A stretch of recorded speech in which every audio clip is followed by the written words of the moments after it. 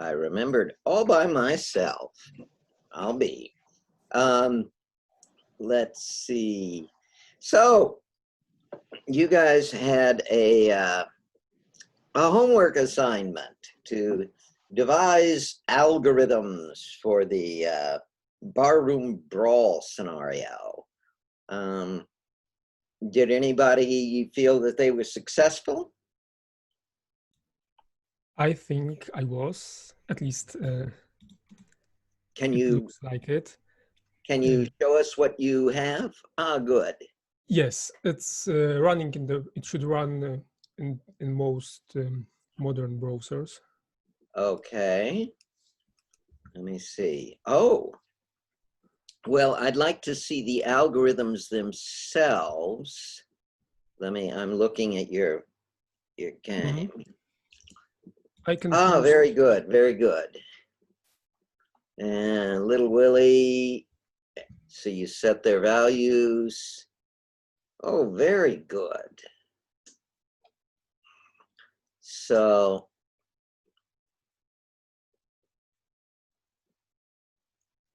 very good, very good. Yes, that's that is structurally perfect. At this point, we now shift to the much smaller issue of, or much less difficult issue of tuning. That is, are these personality values, do we feel like agreeing with them? Well, certainly the personality values look great. The p-values look right on. Response values, let's see. So you split timid, okay, and de-escalate. You do the positive value of that, good, yeah. Timid, assertive, minus p bad, good. Oh, so basically you just have, oh, I see, okay, not quite the simple quadrature, but okay. So his first priority was to de-escalate. His second risk was to run away. And then escalate was a distant third, and ignore was just out of the question. Because, let's see, timid, assertive, yeah. Yeah, that looks very good. Anybody else have any comments on Cornell's algorithms?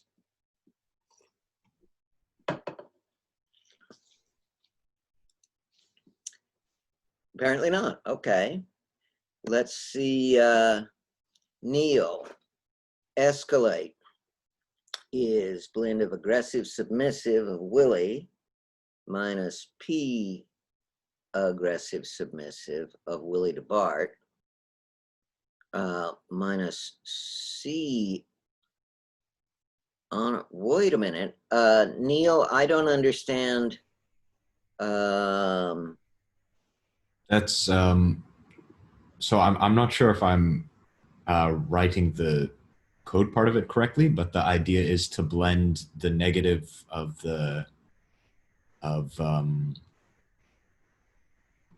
Willie's perception of Bart's aggression with his own, with the positive of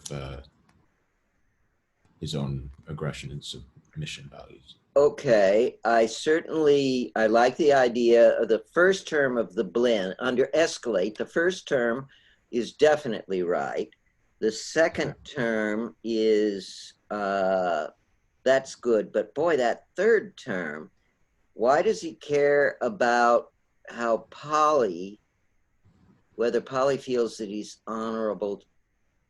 I just thought it would be perhaps a little funny if he had a bit of a crush on Polly, so he cares how he's. Oh, I see. He wants to impress her. Yes.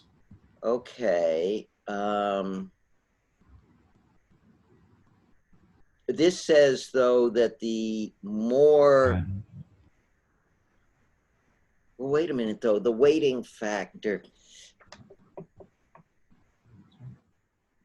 So if you may have one of the terms negative when it should be positive, but I won't get into that just now. I agree it's conceptually sound. Okay. De-escalate, this blend of minus aggressive submissive of Willie, P volatile of Willie for Bart, minus, and then the C. Okay. Again, conceptually sound. Again, I'm not sure if the signs are right, but okay. Ignore. Let's see. Blend of calm volatile of Willie, P aggressive. So if he's, you've got, one of the problems is you've got these, well, no, that's okay. So if he's very volatile, yeah, this is definitely, yeah, the ignore term is definitely off. First, what you're saying is that if he's really volatile, then he'll ignore, where that should be negative.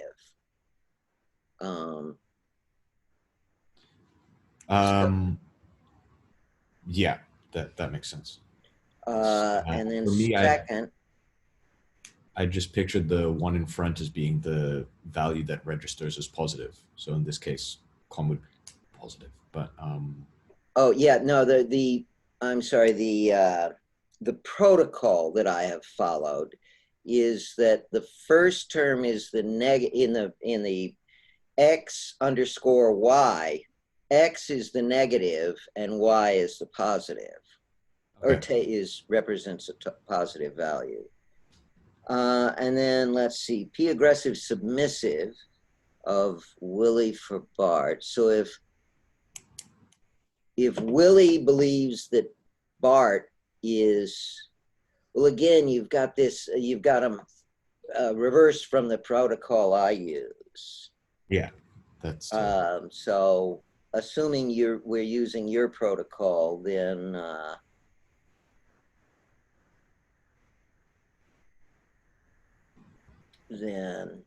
okay, but there's no third term. Blend takes 3 parameters. Now you could just use a 0.50, but it needs that third parameter, which gives you the mixing ratio. okay. Are you just doing a straight mix, Neil? I'm sorry? Yeah, You were just blending them equally? Yeah, but I can, yeah. Yeah, that's easily done. Let's see. Run is a blend of fast, slow, Willie. Okay, so if he's a fast runner, then running is likely to be successful. P fast, slow, especially if he thinks that Bart is slower. Oh, now you got 4 parameters for blend. Oops.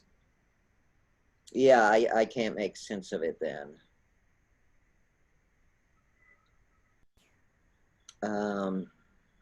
Let's see, George's algorithms.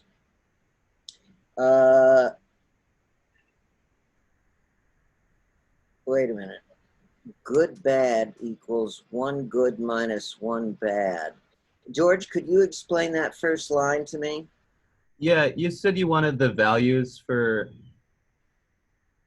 everything. So it's like 1 equals good, -1 equals bad, 1 equals okay. like hero, or I guess like dominant, -1 would be submissive, and then 1 for lush, -1 for chaste. For hedonism, I also use for like love of life, to make them run away if they were hedonists. Okay. They'd want to see another day. And then stress would be like similar to his volatility Okay. sort of thing going on. Okay, I see. I see. Let's see.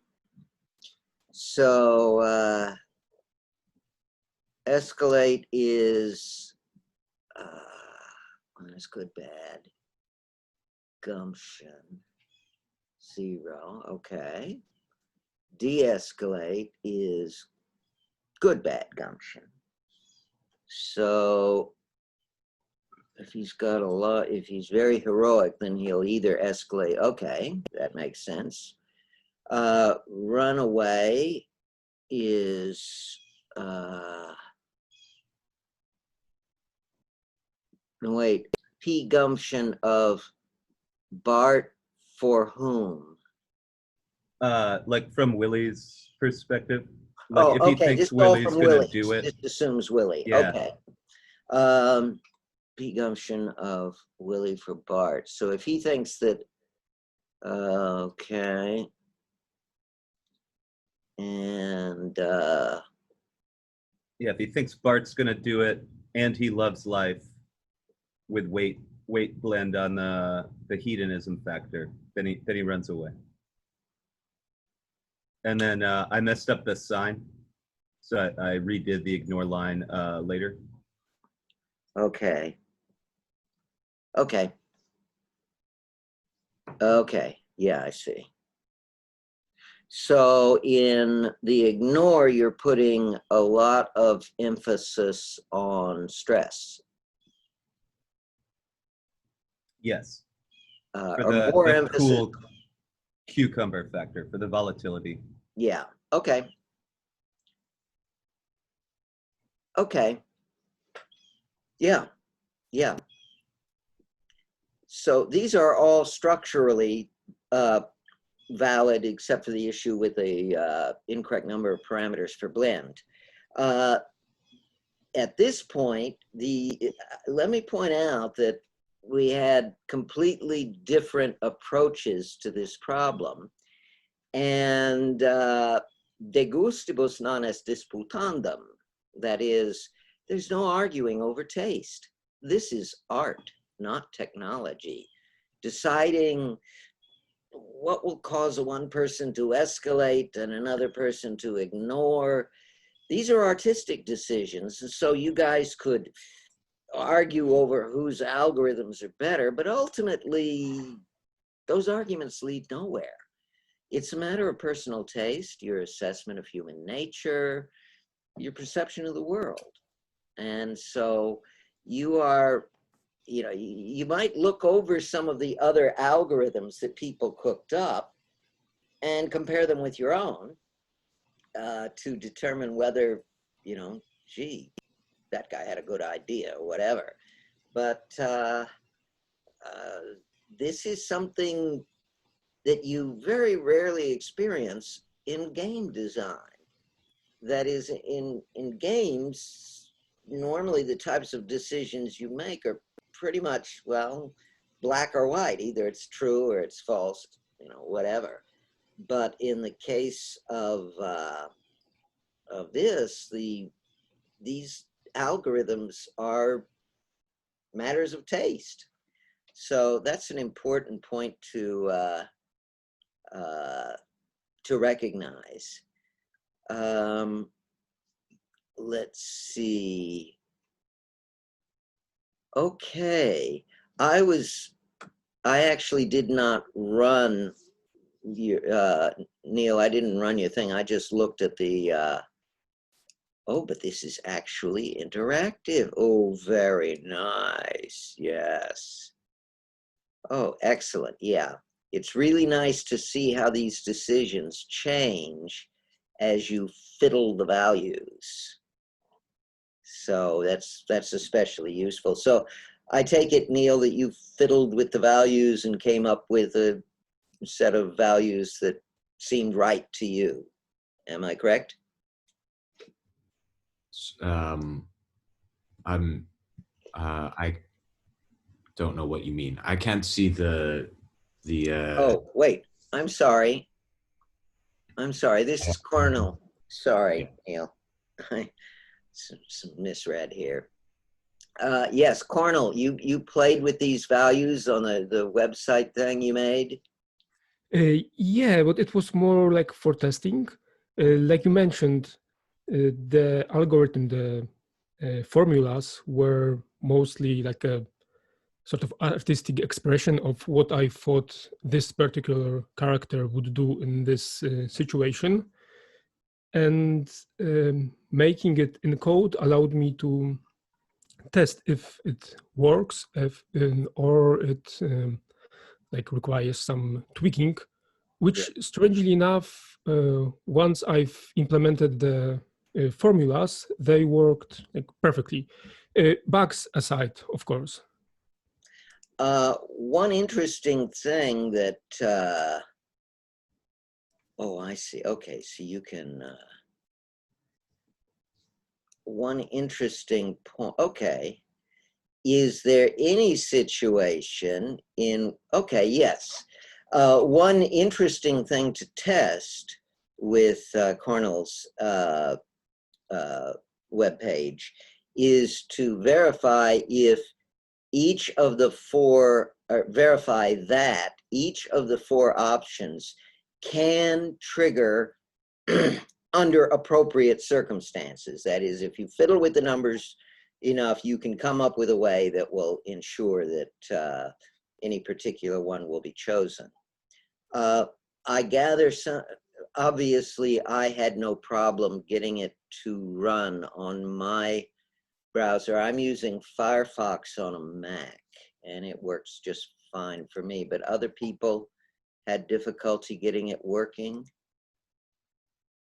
I think for some reason on Windows 10, George had issues.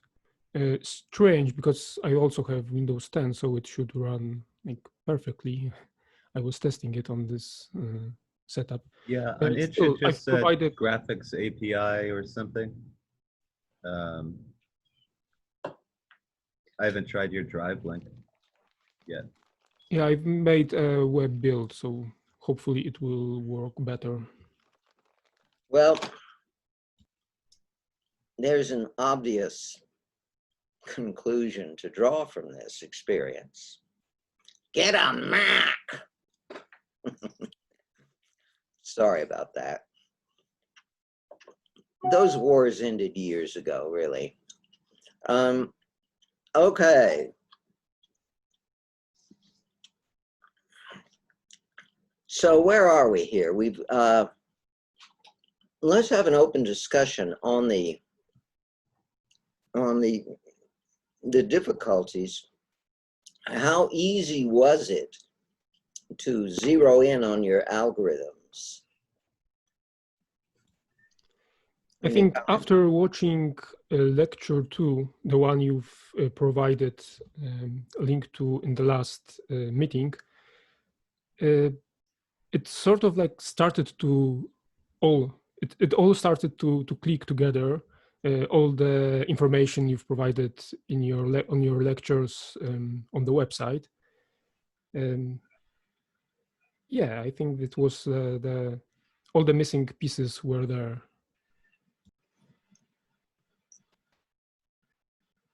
Let me ask everyone, how long did it take you to devise your algorithms? How much time did you commit? I'll just go through James. How much time did it take you to get your findings? Well, I spent maybe about 4 hours, but I couldn't really decide on a neat solution, so that's why I haven't presented mine.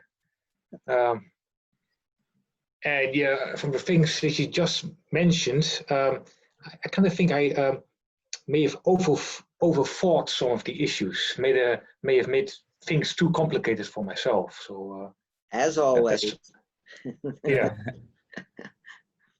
This is always the problem, always. Yeah, yeah. So, George, how much time did it take you?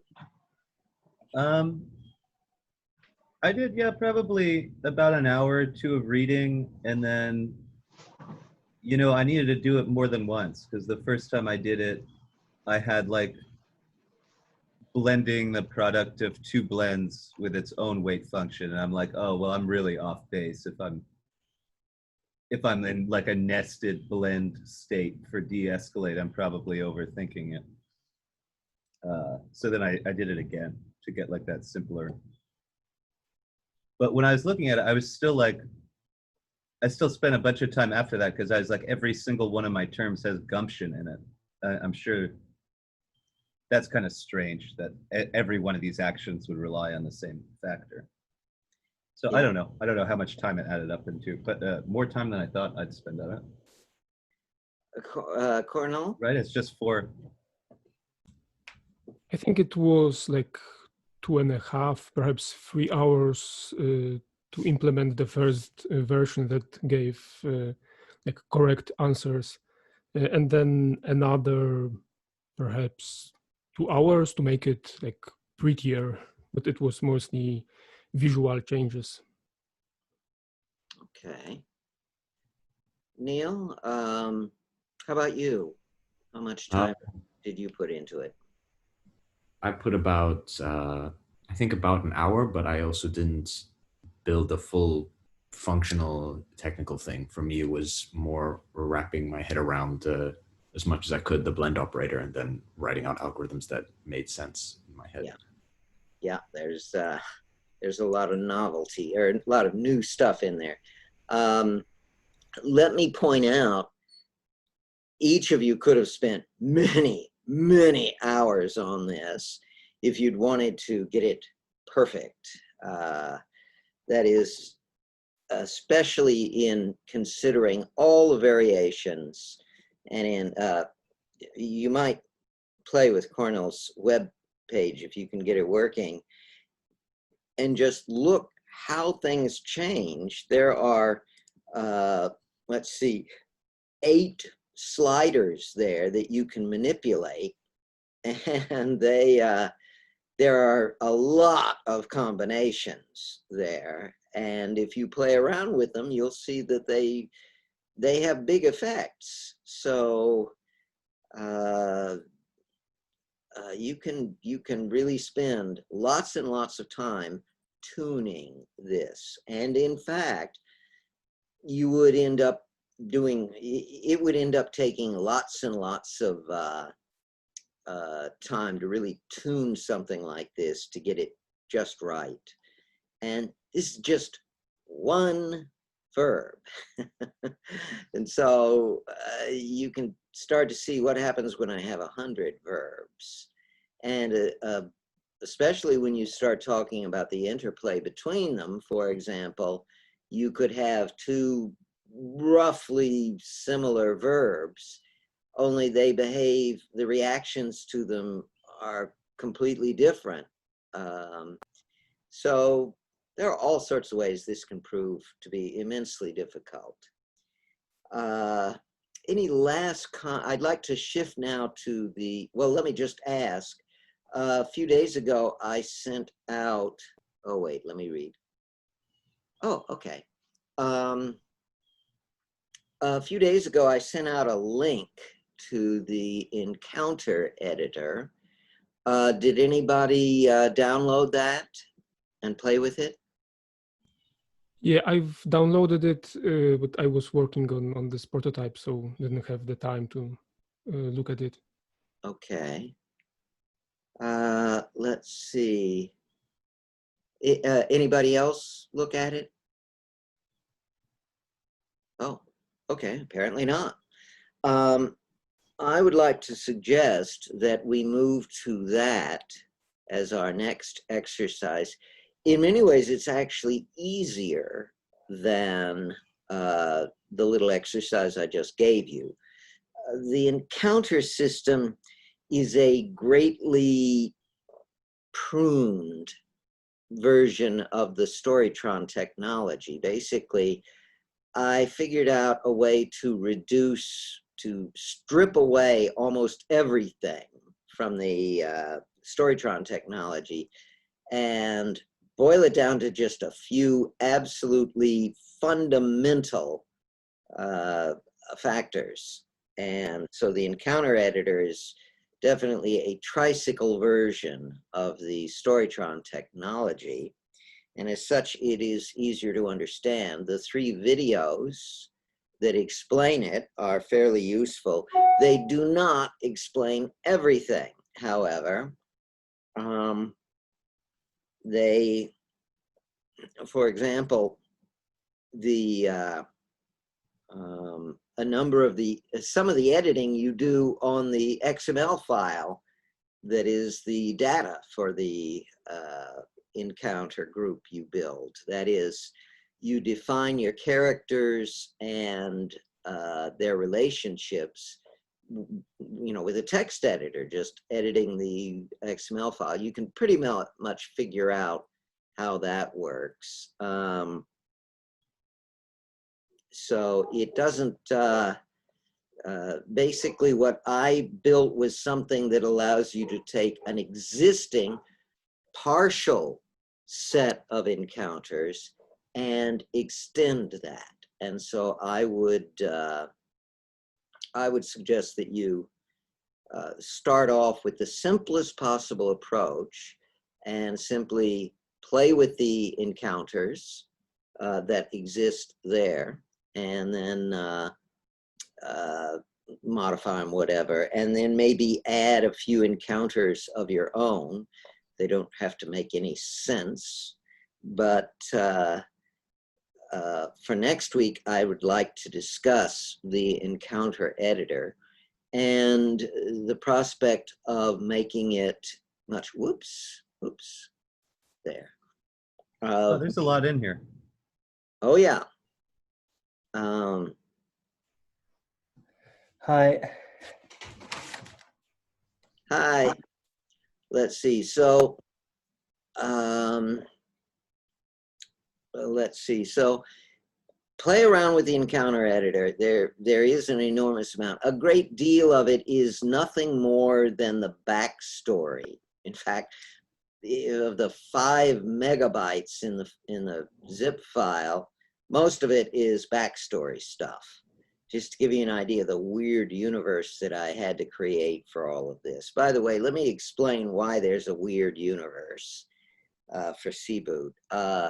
Basic concept, the starting requirement was, I want to have a symbolic language, language that uses graphemes, icons, to show things.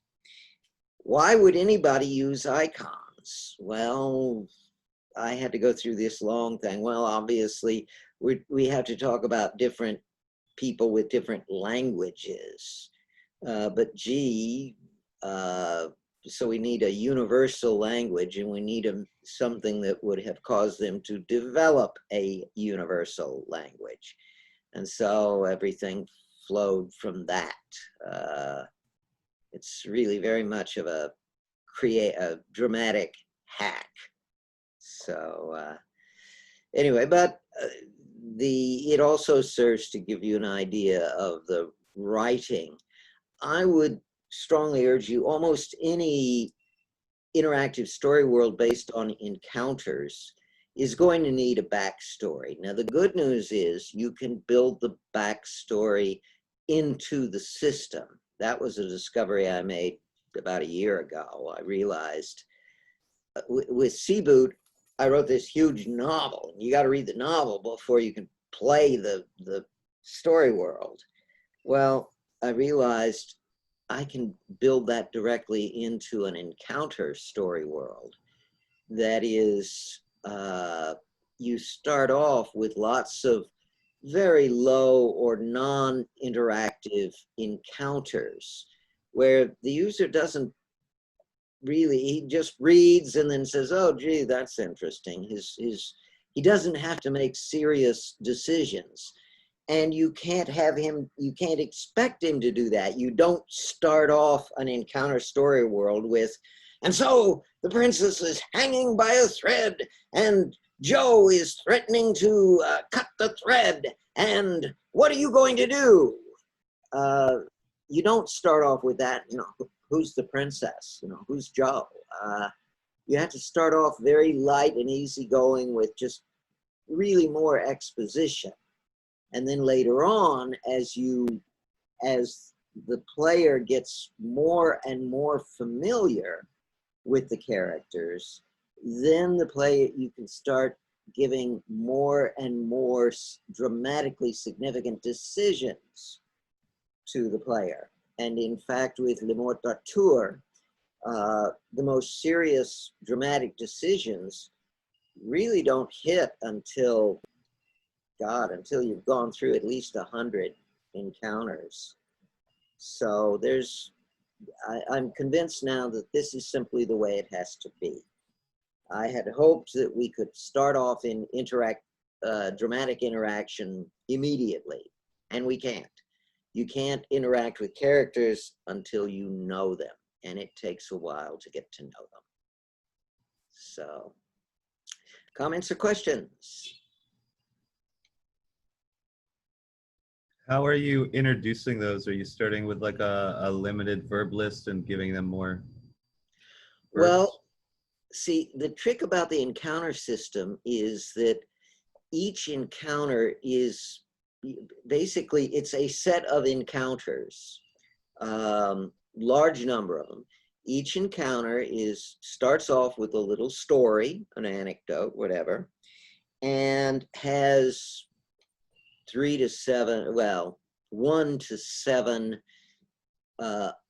verb options, but there are no universal verbs. Each verb is customized to its own encounter. And so we have this encounter and you have these 3 options and you do those. There is very little, there is no real directed graph in terms of verb interconnections. The fundamental design of the Storytron system is a directed graph of verbs. That is, do I need to define the term directed graph? Anybody want to hold up their hand and say, yes, please, define? Yes. Sure. Oh, okay.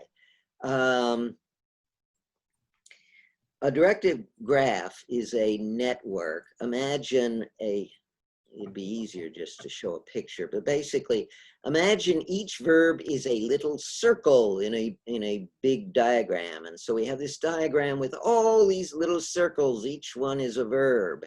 And there are arrows connecting them.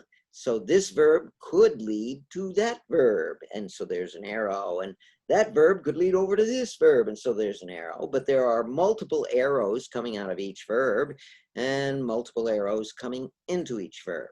That is a directed graph. Now, if a directed graph is all unidirectional, then it's a tree. That is, you have one verb at the top, and then it splits out, and then there's another layer of verbs, and those split out to another layer, and so forth. That's a tree. But if there's feedback, that is, if a verb down low can go back up to a verb up high, then it's a directed graph. Now, in a good directed graph, you've got lots of arrows going all over the place. In fact, if you think Pac-Man is a spatial directed graph. That is, you imagine nodes, which are places where you can make a choice, turn left, turn right, go forward, go back, or maybe just turn left, turn right, go back. Each of those nodes is a node in a directed graph. And the neat thing about Pac-Man is that you can go round and round and round. What makes it significant or playable is the fact that the global variables change as you move through the maze. That is, it might be really nice to go to this particular node over there because along the way you'll eat dots. But once you've gotten there, the dots are eaten and there's no need to come back the same route. But there are also the ghosts who are going to chase you. And so if you're coming along this way and you reach a node and there's a ghost up here, you want to go down. Later on, you come back to exactly the same node, only this time there's a ghost down there. Now you want to go up.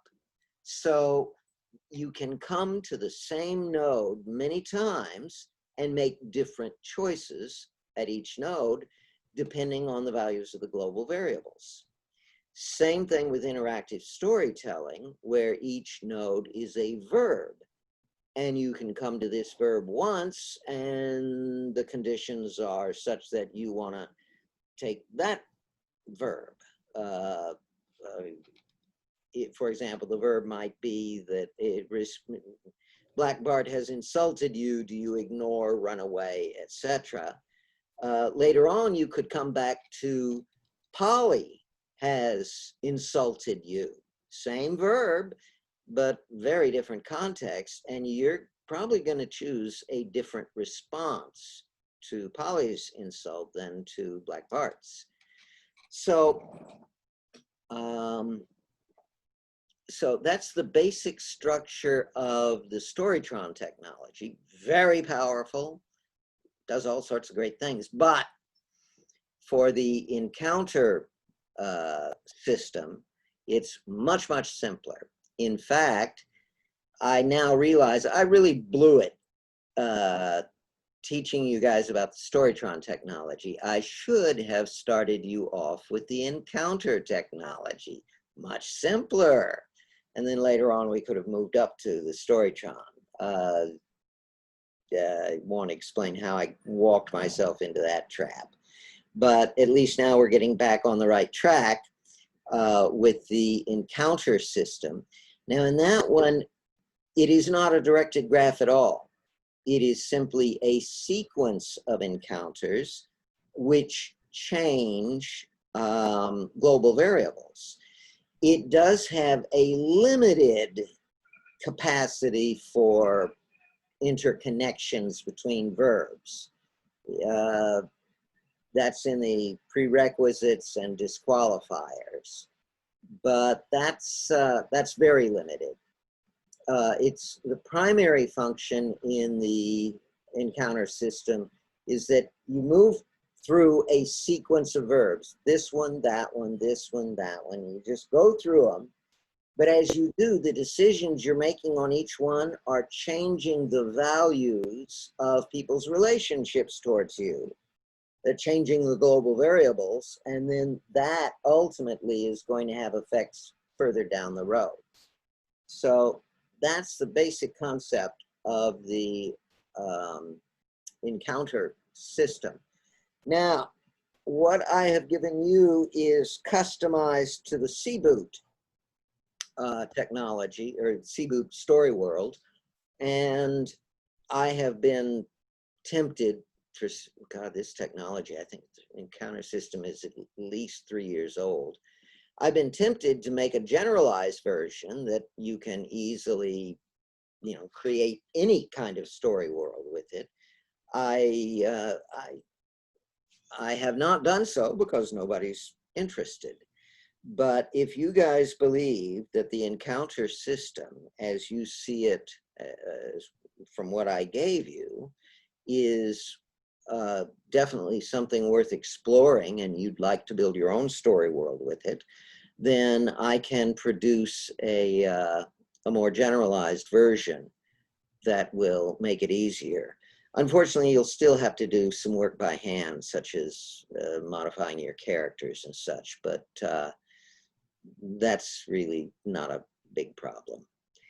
So anyway, what I'm asking is for you to play with the encounter system this next week, as with the narrow version I've given you, and build up a set of comments, questions, and above all, recommendations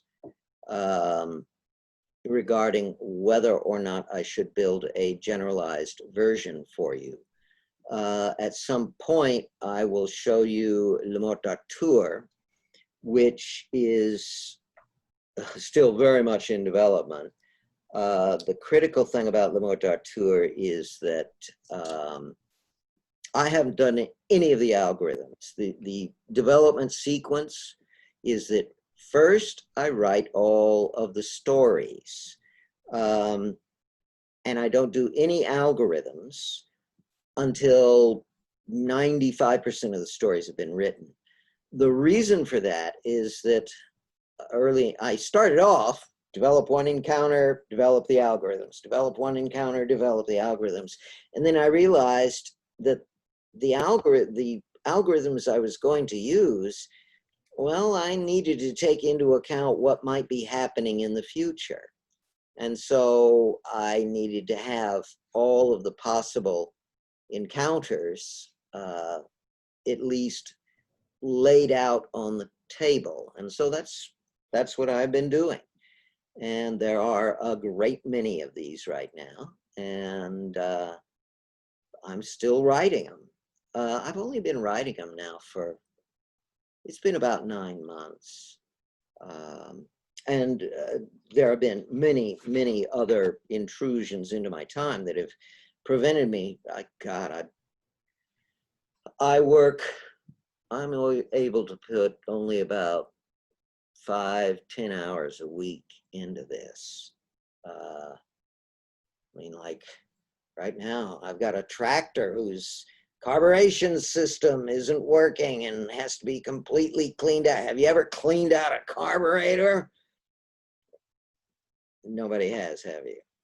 Oh boy, it's really bad because it gets these gasoline buildups on it, and you have to dip it into an extremely nasty chemical in a paint can, and it's this chemical is so bad it cannot be exposed to the world. There's a layer of oil, of a kind of oil over it, and so you take your parts and put them in a little cage and drop them through the oil into the evil chemical, and it strips off all the gasoline crud. But it takes several hours, and then you pull it out and everything's sparkly clean. And anyway, so I've been busy with many other things. So, let's see. Thoughts, comments, questions? How many encounters are in, you know, how many authored encounters are needed to make a full story, or like how many encounters does a player go through like per hour, if you were shooting for? I don't know. Yeah. Let me explain the history of all of this. This started off way back in 1987 when I was designing the very first Seaboot game. And I noticed a problem. This used the iconic language. And I noticed it had a mechanical feel to it that I didn't like. And I came up with this idea that I could add a lot more color and flavor to the game by having these cute, I called them anecdotes. And these were, they were the first basic encounter system. Each one started up, basically you're in the middle of a game and then all of a sudden, whoosh, screen changes and you see some text. Text tells a little story. Initially, I used these only to provide feedback to the player. Let's see. In fact, I wonder if I can find, no.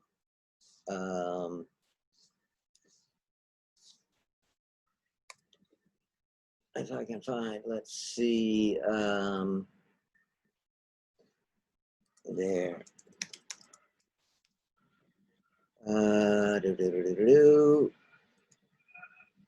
Wait, let's do it this way. If I can find one of the, yes, here we go. No, that doesn't get it. I'm pretty sure I can get it this way though. There.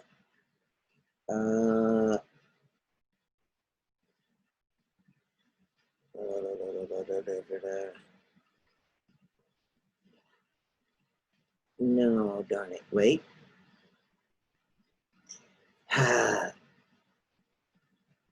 Here.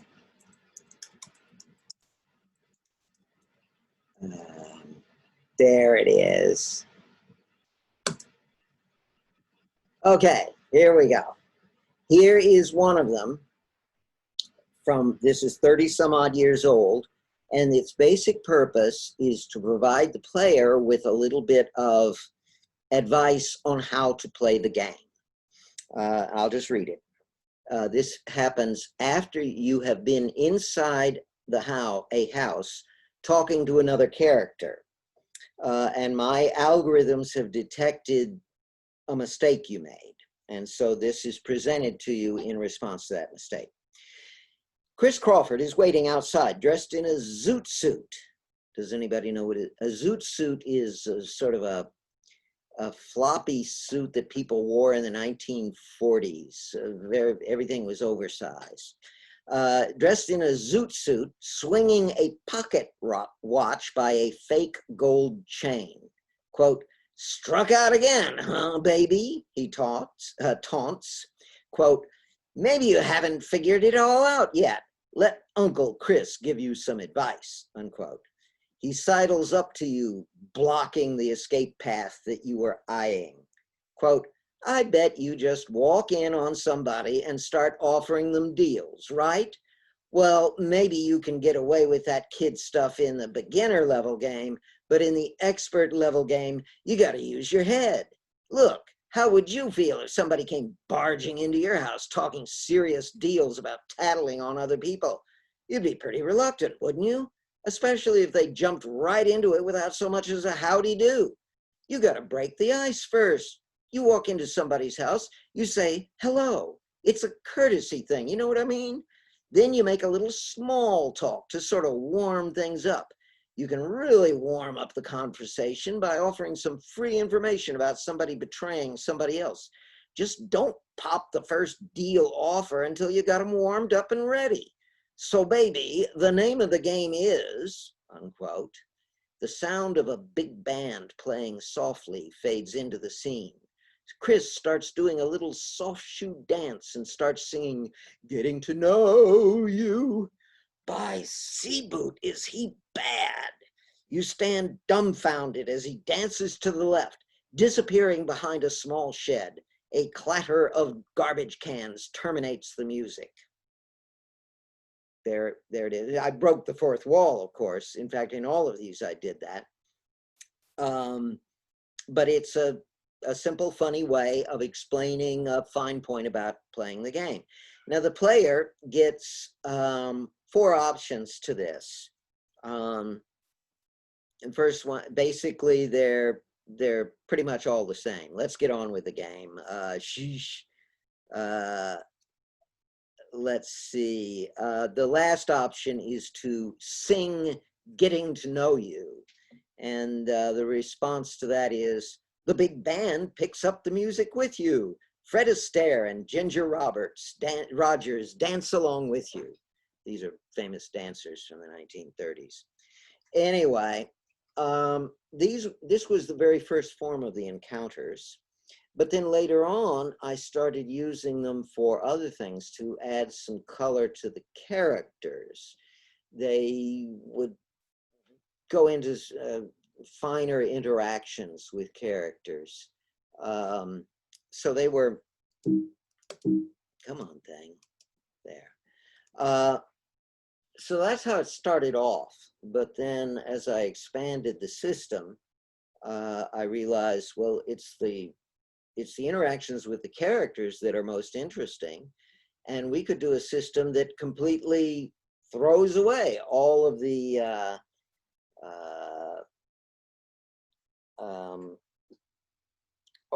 advice and also the whole Storytron technology. It can stand alone.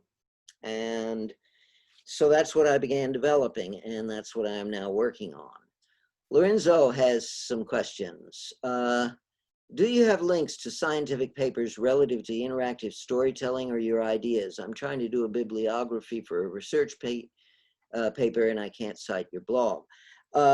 Yes, there are lots and lots of academic papers on interactive storytelling. Most of them show up in the conference proceedings for the ICIDS conference. That's the name of the conference, and you can look it up. I think they like to change the name every few years, so there are precursors to it. It goes back, God, more than 10 years, 15 years maybe. I remember keynoting that place around 2006, I think. So anyway, it's primarily a European operation, although they have, or most of their people are in Europe, although they have had a few meetings here in North America. And so they publish proceedings, and of course the proceedings are done by Springer, the primary academic publisher, and as a result they cost an enormous amount of money and they're not worth it. The frustrating thing is if you were to buy them all and then randomly shuffle them and grab papers from, or read different years, you really wouldn't see much difference across the years, because they do refer back. That's about the only difference. There really isn't that much progress. So I think you should look at some of the papers just to convince you that just how worthless they really are. Unfortunately, it'll cost you money to learn that lesson. As for my website, lots of other people have cited it. It's been cited in quite a few academic papers. So, Lorenzo, can you explain why is there a restriction on your citing my website?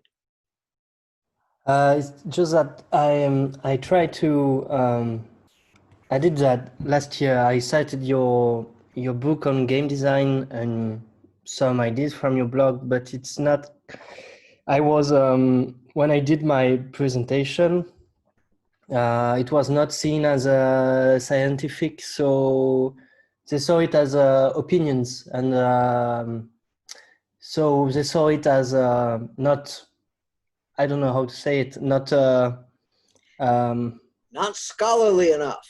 yeah, something like that. Yeah. It's like so I don't know how to cite your ideas in a kind of scientific way, because I have no idea how to do this, and I can't find scientific papers on interactive storytelling or on storytelling at all.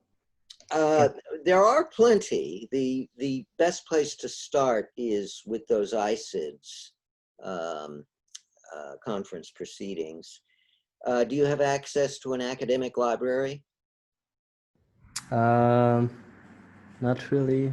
Okay. I have, well, I can, if I have the name of the paper, I can access it illegally through a Russian website that unlocks the paper, but it's kind of random. Maybe it works, maybe it doesn't. It's like, so I don't have access to official library of. Lorenzo, Yeah. are you connected with a university? Yeah. Because as a student, or if you are an alumni, you can just go to the library and request that they download the scientific papers for you. Huh. I'm making a note. I will send you some references to this stuff, Lorenzo. Okay, thank you. Let's see. Okay, your encounter engine is written in Java. How can I integrate your ideas in C# for the Unity game engine? Why did you choose Java? First, I did not use C# because it is a Windows. I mean, it is when we started off, it was all Windows and only Windows, and I just didn't want to get into that whole Windows environment. Yeah, you work on Apple, yeah. on Mac. Yeah. I have done stuff in C++.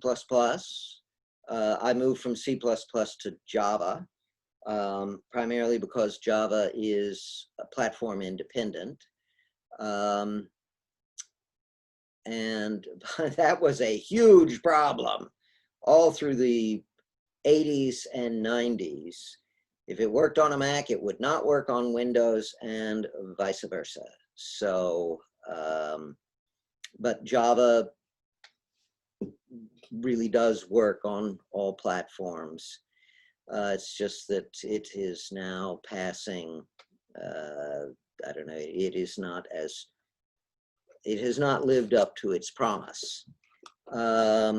Let's see. Oh, okay. George has sent you a link there. That'll get you started. Let's see. Shareable free copy of what, Lorenzo? I don't know. You told about the proceedings of the conference, that it was expensive. Maybe because you're the author, you have access to it, or I don't know. I have only the hard copy. Whenever I've been part of it, one of the rules is that the conference speakers, each one gets a free copy of the proceedings. So that's the only reason why I've gotten them. Although no, a number of times I've refereed papers, but I just refereed one, and I've told them that I'm not going to attempt to referee anymore because I don't consider myself competent. I would like to caution you. Render unto academia the things that are academic, and unto the rest of the world everything else. That is, the academic world lives and breathes by its own standards, which are not necessarily relevant to the rest of the world. This is especially true in the case of interactive storytelling. Academics have been working on it for more than 20 years. I remember a conference on it in Utah around 96, I think. And they've been having academic conferences at various intervals ever since.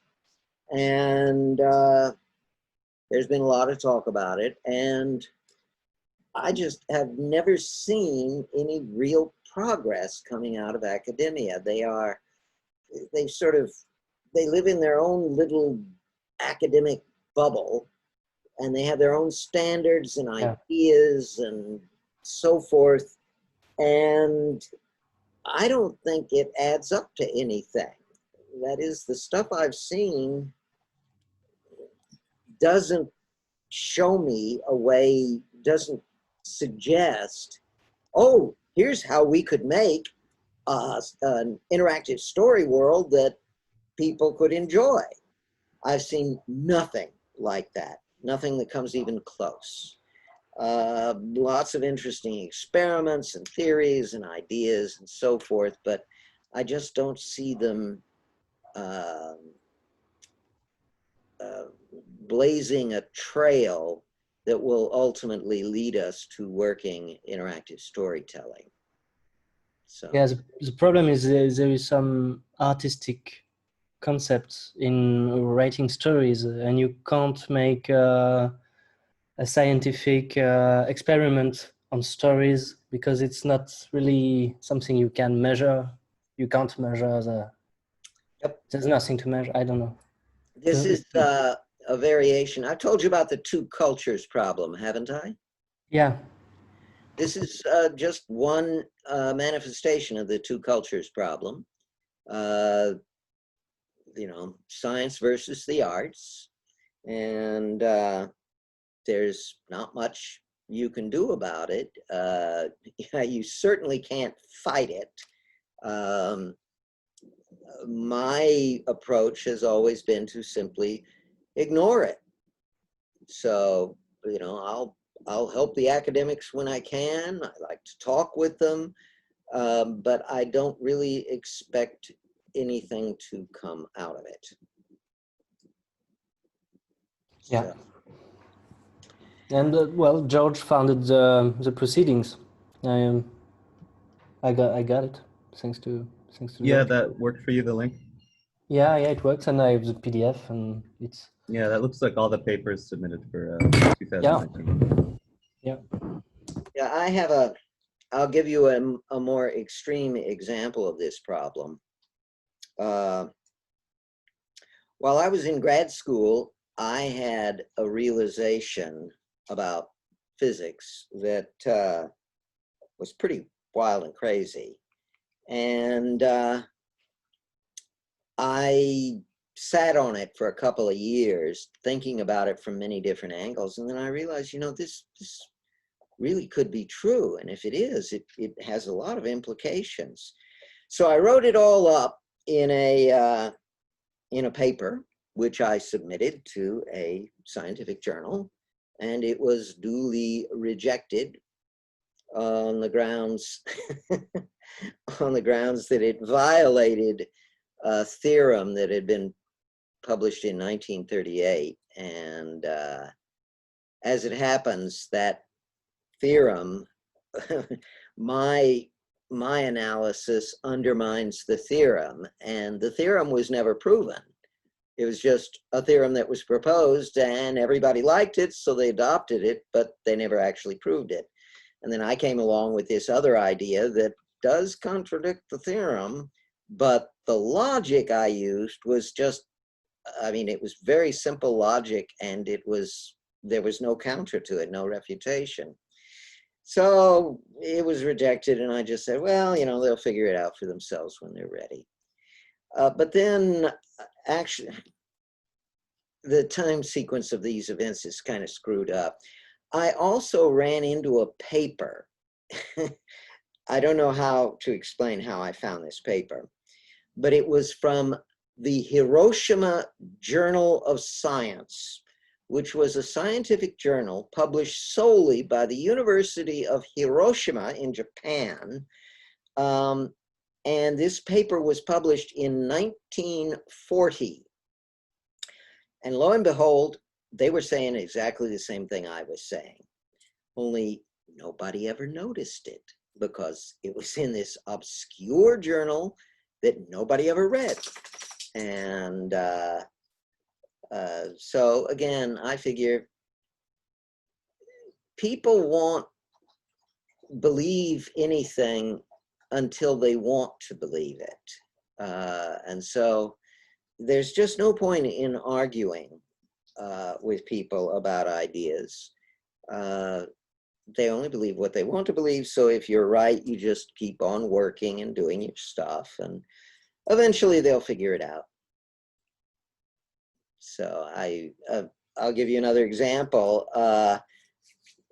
Tell me, when was the computer invented? I'd like each of you to just type in a year for when you think the computer was first invented. So put it in the chat box. 1880, 1975, 1943.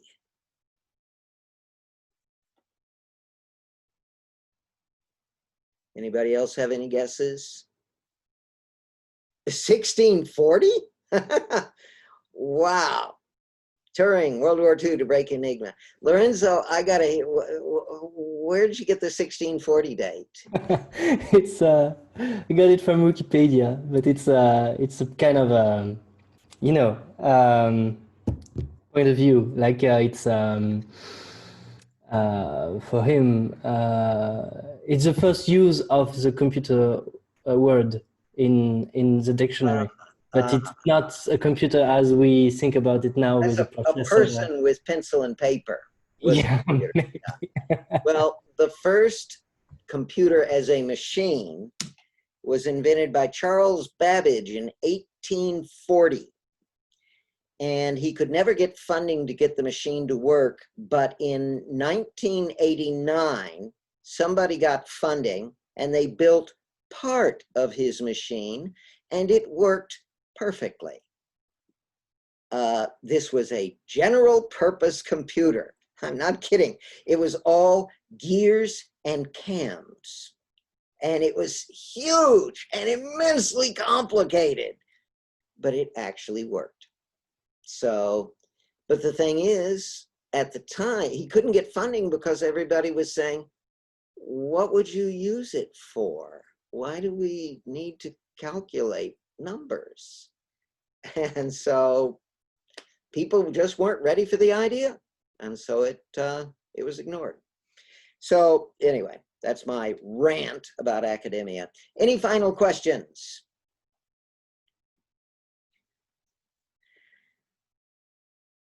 Okay, then. Well, I will see you next week. Play around with the encounter editor, and we will talk about what to do with it next week. Okay? That's good. Yes, thank you. Okay. Bye-bye. Goodbye.